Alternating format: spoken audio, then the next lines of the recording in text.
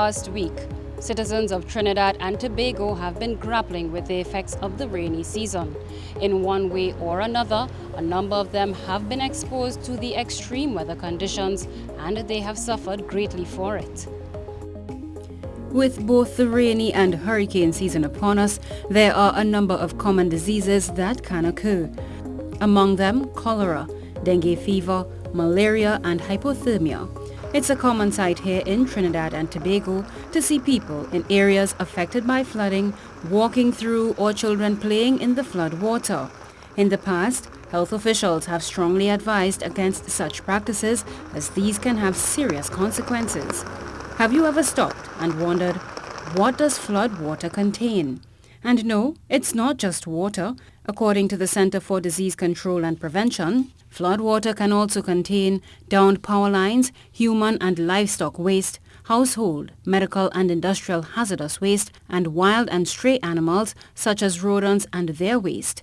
The CDC is therefore urging people affected by floods to remain out of the water as long as it's possible to do so. Once exposed to floodwaters, people are likely to develop a number of issues which include wound infections, skin rashes, gastrointestinal illnesses, and leptospirosis. If an area is flooded, health officials advise that people be mindful the water may contain sharp objects which can cause injury, which can lead to infection.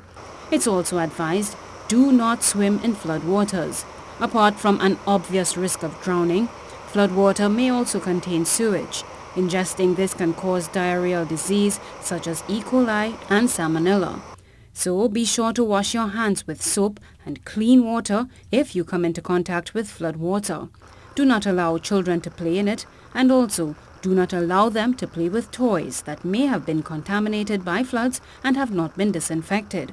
Health officials have also advised that extreme caution should be exercised even after floodwaters subside. This as the carcasses of animals drowned in the flood and rodents are often found during public health assessments.